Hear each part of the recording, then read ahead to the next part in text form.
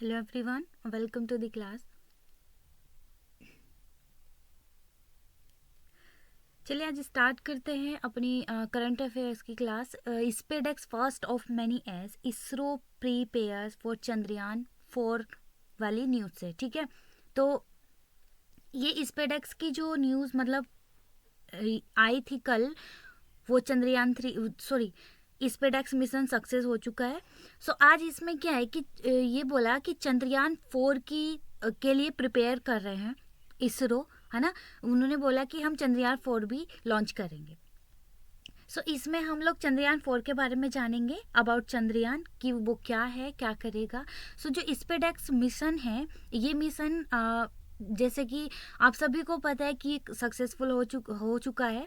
तो इसमें ये मिशन स्पेडेक्स मिशन जो है हमारा इंडिया 4th नंबर पे है वर्ल्ड में. पहले फर्स्ट पर मतलब 3 कंट्रीज पहले इसको कर चुकी हैं. एक तो अमेरिका है एंड रसिया और चाइना, नाउ इंडिया. ओके, तो 4th कंट्री है हमारी इंडिया वर्ल्ड की स्पेडेक्स मिशन में कामयाबी पाने के तौर पर. सो इसमें यह है कि हमारा जो चंद्रयान 4 है, मतलब ये बोला जा रहा है कि जो स्पेडेक्स मिशन है ये अंतरिक्ष में जाकर के क्या करेगा, डॉकिंग और अनडॉकिंग का काम करेगा. ठीक है, मतलब एक दूसरे 2 सैटेलाइट इसमें भेजी गई हैं स्पेडेक्स मिशन के द्वारा. तो ये जो 2 सैटेलाइट हैं, ये 2 सैटेलाइट एक तो इसमें चेंजर SDX-01 है. ठीक है, चेंजर SDX-01 सैटेलाइट है एंड सेकंड है टारगेट SDX-02. ठीक है, तो ये दोनों सैटेलाइट वहाँ पे डॉकिंग करेंगी और उसके बाद अनडॉकिंग करेंगी. मतलब इंडिया जो है 2035 तक स्पेस स्टेशन को बिल्ड करना चाहता है. ठीक है, तो उसमें क्या है कि ये जो 2 सैटेलाइट होती हैं, ये 2 सैटेलाइट वहाँ पे जो गई हैं, ये 20 किलोमीटर दूर होंगी, तब ये प्रोसेस शुरू हो जाएगा.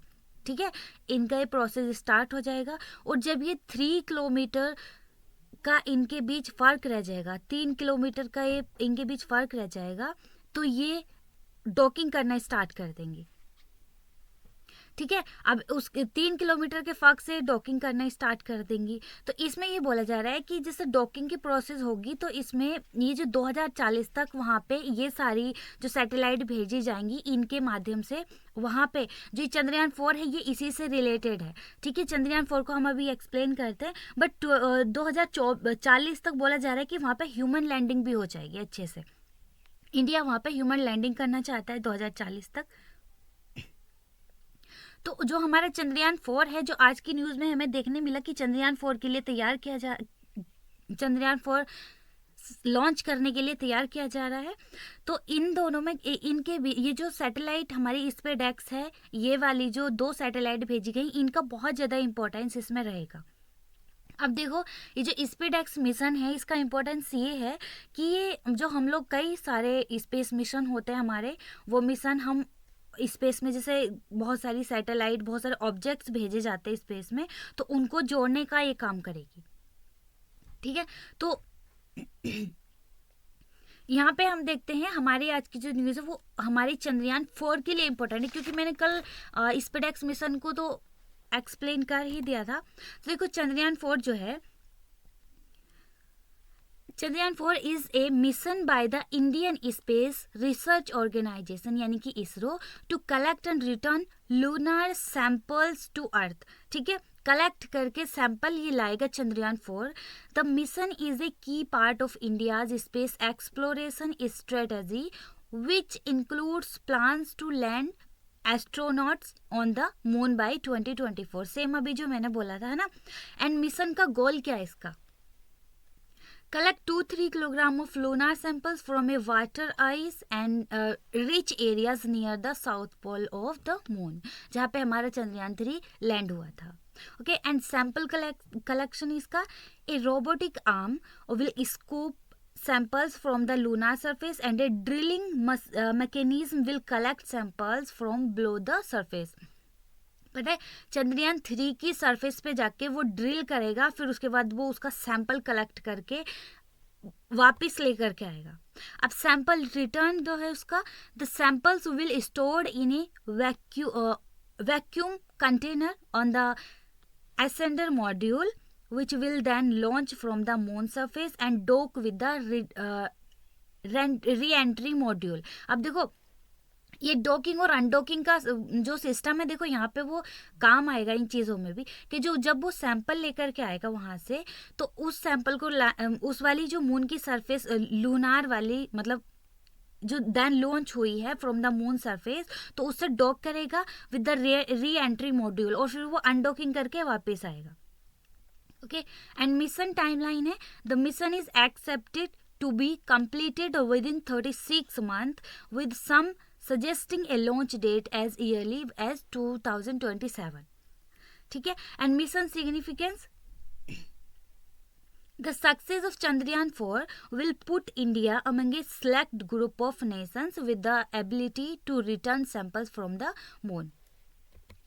अब देखो ये हमारा चंद्रयान 4 है.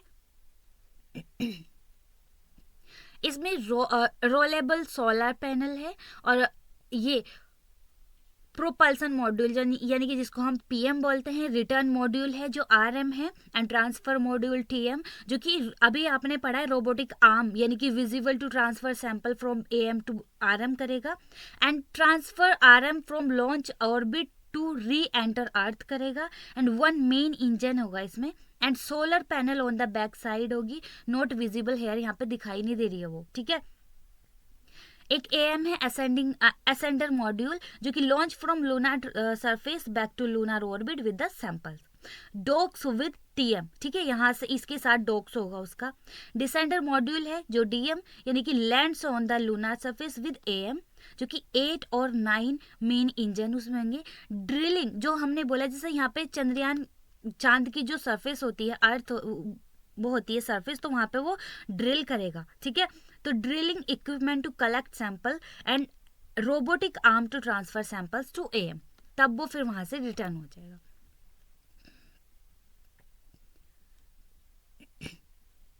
अब देखो Chandrayaan 4 mission is a major step forward in India's space exploration efforts.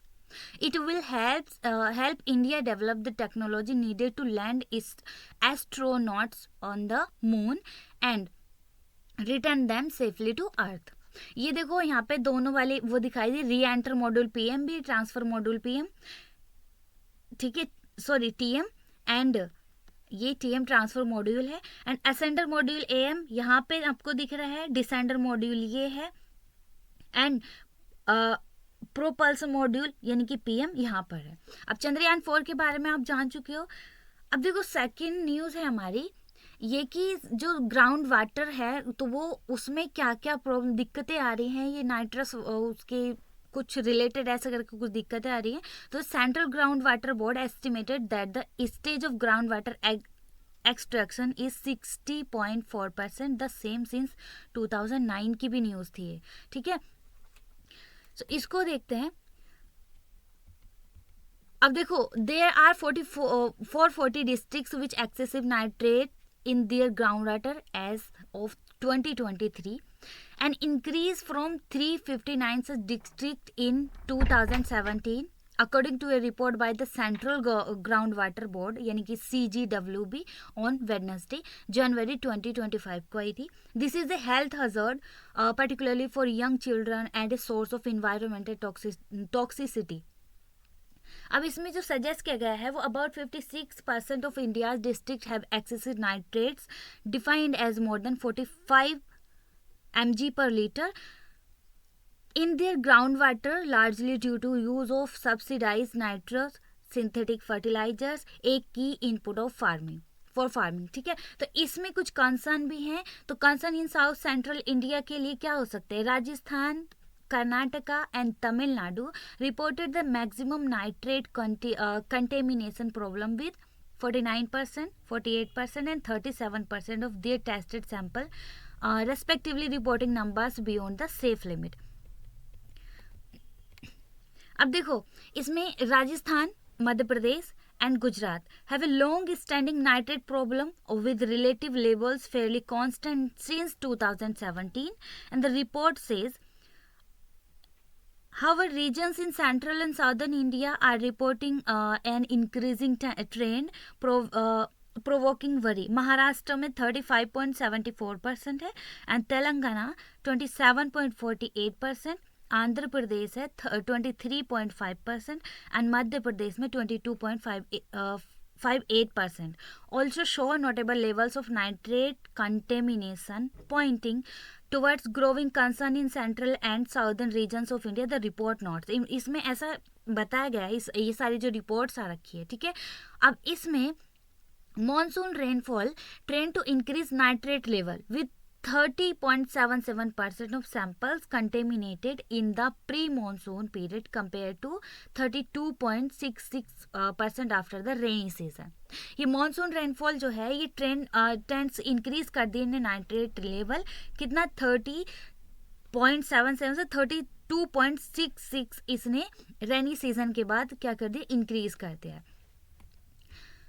अब यहाँ पे देखो आपकी ये मतलब ये सारी जो प्रॉब्लम है कंसर्न हो रखा है राजस्थान, हरियाणा, कर्नाटका, आंध्र प्रदेश और तेलंगाना में भी है, पंजाब और राजस्थान में भी है. तो इनकी जो रिपोर्ट है वो highest number of sample with uranium concentration exceeding कर रही है जो कि 100 ppb पार्ट पर बिलियन. ठीक है, इतनी ज़्यादा मतलब कंसर्न की बात है.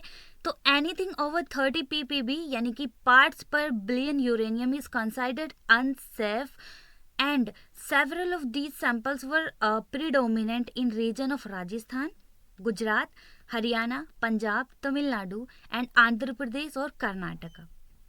ठीक है, तो अब देखो कि जो what is the biggest source of nitrate pollution है वो वाटर में वो क्या है. तो high levels of nitrate in water can be result of run off और लीकेज फ्रॉम फर्टिलाइजर सॉइल. ठीक है, and waste water, landfills, animal feedlots, septic symptoms और अर्बन ड्रेनेज. ठीक है, ये सारे इसमें नाइट्रेट वाटर में इन सब के बाद हमारा जो नाइट्रेट पॉल्यूशन बढ़ता जा रहा है वाटर में वो इन सब चीज़ों से हो रहा है. It can be difficult to pin point where the nitrate in drinking water comes from because there are many possibilities. ठीक है,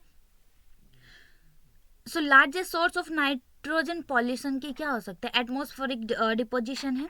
the largest source are point source, coal and oil burning. ठीक है, electric utilities and large industry that together account for about 53% of nitrogen emission. However automobiles, trucks, buses and other form of transportation account for approximately 38% of nitrogen emission. इनकी वजह से ये सारे क्या हो रहा है, एटमॉस्फेरिक डिपोजिशन हो रहा है और नाइट्रोजन पॉल्यूशन हो रहा है. ये लार्जेस्ट सोर्स है नाइट्रोजन पॉल्यूशन के. अब देखो इसमें कि महाराष्ट्र में मैंने अभी आपको बताया सारा डेटा कि 35.74% हो रखा है, तेलंगाना में 27.48% हो रखा है और यहाँ से अभी इंक्रीज होता दिखाई दे रहा है ना. 23 में भी इसको बोला गया था, 2009 में भी हो रहा था. So the monsoon rain tend to increase nitrate level with 30.77% से sample contaminated in the pre monsoon 32.66% इन्होंने रेनी सीजन के बाद बढ़ गया है. ठीक है,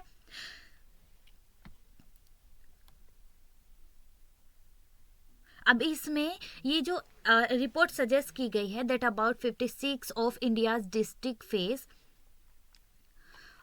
the problem largely due to subsidized synthetic nitrogenous fertilizer, a key input for farming, label more than 45 milligram per liter is high. So excessive nitrates have been found in groundwater 40 districts as a 2023. ये मैंने अभी बताया था और इसमें increase from 359 such districts in 2017. ठीक है, तो ये जो रिपोर्टेड है by Central Ground Water Board के द्वारा दी गई है वेडनेसडे को. This is a health hazard particularly for young children and a source of environment toxicity. So आज की न्यूज़ यहीं तक रखते हैं. कल सेम टाइम क्लास होगी. तब तक के लिए बाय. Thanks for watching.